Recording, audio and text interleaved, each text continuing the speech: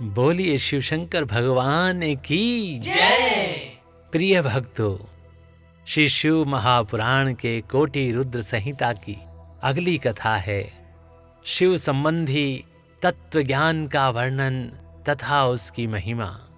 कोटि रुद्र संहिता का महात्म्य एवं उपसंहार। अर्थात भक्तों, ये कोटि रुद्र संहिता की अंतिम कथा है, इसलिए ध्यान पूर्वक और श्रद्धा के साथ सुनेंगे तो ईश्वर आपका कल्याण करेंगे। तो आइए भक्तों, आरंभ करते हैं इस कथा के साथ 43वां और अंतिम अध्याय। सूत जी ने कहा, हे ऋषियों, मैंने शिव ज्ञान जैसा सुना है उसे बता रहा हूं, तुम सब लोग सुनो। वह अत्यंत गूढ़ और परम मोक्ष स्वरूप है। ब्रह्मा, नारद, सनकादिक, मुनि, व्यास तथा कपिल, इनके समाज में इन्हीं लोगों ने निश्चय करके ज्ञान का जो स्वरूप बताया है उसी को यथार्थ ज्ञान समझना चाहिए। संपूर्ण जगत शिवमय है। यह ज्ञान सदा अनुशीलन करने योग्य है।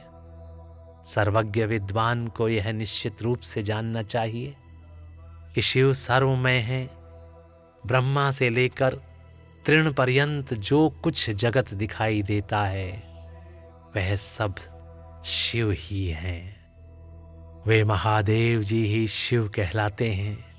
जब उनकी इच्छा होती है तब वे इस जगत की रचना करते हैं। वे ही सबको जानते हैं, उनको कोई नहीं जानता। वे इस जगत की रचना करके स्वयं इसके भीतर प्रविष्ट होकर भी इससे दूर हैं। वास्तव में उनका इसमें प्रवेश नहीं हुआ है, क्योंकि वे निर्लिप्त सच्चिदानंद स्वरूप हैं। जैसे सूर्य आदि ज्योतियों का जल में प्रतिबिंब पड़ता है, वास्तव में जल के भीतर उनका प्रवेश नहीं होता, उसी प्रकार साक्षात शिव के विषय में समझना चाहिए।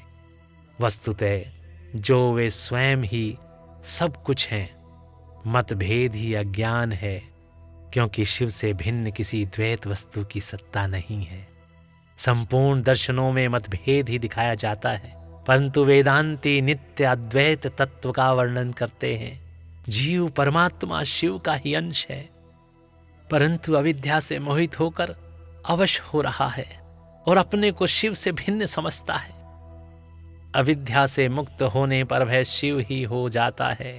शिव सबको व्याप्त करके स्थित हैं और संपूर्ण जंतुओं में व्यापक हैं। वे जड़ और चेतन सबके ईश्वर होकर स्वयं ही सबका कल्याण करते हैं। जो विद्वान पुरुष वेदांत मार्ग का आश्रय ले उनके साक्षात्कार के लिए साधन करता है, उसे वे साक्षात्कार रूप फल अवश्य प्राप्त होता है। व्यापक अग्नि तत्व प्रत्येक काष्ठ में स्थित है, परंतु जो उस काष्ठ का मंथन करता है वही संदिग्ध रूप से अग्नि को प्रकट करके देखता है। उसी तरह जो बुद्धिमान यहाँ भक्ति आदि साधनों का अनुष्ठान करता है उसे अवश्य शिव का दर्शन प्राप्त होता है। इसमें संशय नहीं है।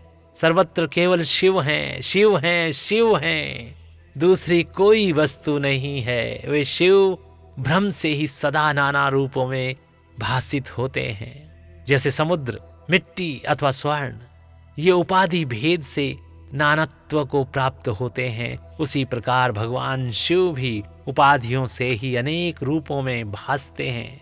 कार्य और कारण में वास्तविक भेद नहीं होता, केवल भ्रम से भरी हुई बुद्धि के द्वारा ही उसमें भेद की प्रतीति होती है। भ्रम दूर होते ही भेद बुद्धि का नाश हो जाता है। जब बीज से अंकुर उत्पन्न होता है तब वह नानत्व को प्रकट करता है, फिर अंत में वह बीज रूप में ही स्थित होता है और अंकुर नष्ट हो जाता है। ज्ञानी बीज रूप में ही स्थित है और नाना प्रकार के विकार अंकुर रूप हैं। उन विकार स्वरूप अंकुरों की निवृत्ति हो जाने पर पुरुष फिर ज्ञानी रूप में ही स्थिर होता है। इसमें अन्यथा विचार नहीं करना चाहिए।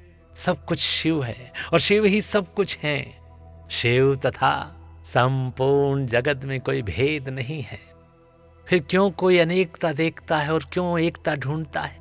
जैसे ही सूर्य नामक ज्योति जल आदि उपाधियों में विशेष रूप से नाना प्रकार की दिखाई देती है, उसी प्रकार शिव भी हैं। जैसे आकाश सर्वत्र व्यापक होकर भी स्पर्श आदि बंधन में नहीं आता, उसी प्रकार व्यापक शिव भी कहीं नहीं बंधते। अहंकार से युक्त होने के कारण शिव का अंश जीव कहलाता है। उस अहंकार से मुक्त होने पर वह साक्षात शिव ही है। कर्मों के भोग में लिप्त होने के कारण जीव तुच्छ है और निर्लिप्त होने के कारण शिव महान है। जैसे एक ही स्वर्ण आदि चांदी आदि से मिल जाने पर कम कीमत का हो जाता है, उसी प्रकार अहंकार युक्त जीव अपना महत्व खो बैठता है। जैसे क्षार आदि से शुद्ध किया हुआ उत्तम स्वर्ण आदि पूर्वत बहुमूल्य हो जाता है, उसी प्रकार संसार विशेष से शुद्ध होकर जीव भी शुद्ध हो जाता है। पहले सद्गुरु को पाकर भक्ति भाव से युक्त हो शिव बुद्धि से उनका पूजन और स्मरण आदि करें। गुरु में शिव बुद्धि करने से सारे पाप आदि मल शरीर से निकल जाते हैं। उस समय अज्ञान नष्ट हो जाता है और मनुष्य ज्ञानवान हो जाता है। उस अवस्था में अहंकार मुक्त निर्मल बुद्धि वाला जीव भगवान शंकर के प्रसाद से पुनः शिव रूप हो जाता है। जैसे दर्पण में अपना रूप दिखाई देता है, उसी तरह उसे सर्वत्र शंभु का साक्षात्कार होने लगता है। वही जीवन मुक्त कहलाता है। शरीर गिर जाने पर वह जीवन मुक्त ज्ञानी शिव में मिल जाता है। शरीर प्रारब्ध के अधीन है। जो उस देह के अभिमान से रहित है उसे ज्ञानी माना गया है। जो शुभ वस्तु को पाकर हर्ष से खिल नहीं उठता, अशुभ को पाकर क्रोध या शोक नहीं करता तथा सुख दुख आदि सभी द्वंद्वों में समभाव रखता है, वह ज्ञानवान कहलाता है। शुभम लब्धवा न हिरश्येत, कुप्येल बद्धवा शुभम नहीं। द्वंद्वेषु समता यस्य, ज्ञानवानोच्यते हि सः। आत्मचिंतन से तथा तत्वों के विवेक से ऐसा प्रयत्न करें कि शरीर से अपनी पृथकता का बोध हो जाए। मुक्ति की इच्छा रखने वाला पुरुष शरीर एवं उसके अभिमान को त्याग कर अहंकार शून्य एवं मुक्त हो सदा शिव में विलीन हो जाता है। अध्यात्म चिंतन एवं भगवान शिव की भक्ति ये ज्ञान के मूल कारण हैं। भक्ति से साधन विषयक प्रेम की उपलब्धि बताई गई है। प्रेम से श्रवण होता है, श्रवण से सत्संग प्राप्त होता है और सत्संग से ज्ञानी गुरु की उपलब्धि होती है। गुरु की कृपा से ज्ञान प्राप्त हो जाने पर मनुष्य निश्चय ही मुक्त हो जाता है। इसलिए जो समझदार हैं उसे सदा शंभु का ही भजन करना चाहिए। जो अनन्य भक्ति से युक्त होकर शंभु का भजन करता है उसे अंत में अवश्य ही मोक्ष प्राप्त हो जाता है। अतः मुक्ति की प्राप्ति के लिए भगवान शंकर से बढ़कर दूसरा कोई देवता नहीं है। उनकी शरण लेकर जीव संसार बंधन से छूट जाता है। हे ब्राह्मणों, इस प्रकार वहां पधारे हुए ऋषियों ने परस्पर निश्चय करके जो है ज्ञान की बात बताई है, इसे अपनी बुद्धि के द्वारा प्रयत्न पूर्वक धारण करना चाहिए। हे मुनीश्वरों, तुमने जो कुछ पूछा था वह सब मैंने तुम्हें बता दिया है। इसे तुम्हें प्रयत्न पूर्वक गुप्त रखना चाहिए। बताओ अब और क्या सुनना चाहते हो? ऋषि बोले, हे व्यास शिष्य, आपको नमस्कार है। आप धन्य हैं, शिव भक्तों में श्रेष्ठ हैं। आपने हमें शिव तत्व संबंधी परम उत्तम ज्ञान का श्रवण कराया है। आपकी कृपा से हमारे मन की भ्रांति मिट गई। हम आपसे मोक्षदायक शिव तत्व का ज्ञान पाकर बहुत संतुष्ट हुए हैं। सूत जी ने कहा, हे द्विजो, जो नास्तिक हो, श्रद्धाहीन हो और शठ हो, जो भगवान शिव का भक्त न हो तथा इस विषय को सुनने की रुचि न रखता हो, उसे इस तत्व ज्ञान का उपदेश नहीं देना चाहिए। व्यास जी ने इतिहास, पुराणों, वेदों और शास्त्रों का बारंबार विचार करके उनका सार निकालकर मुझे उपदेश दिया है।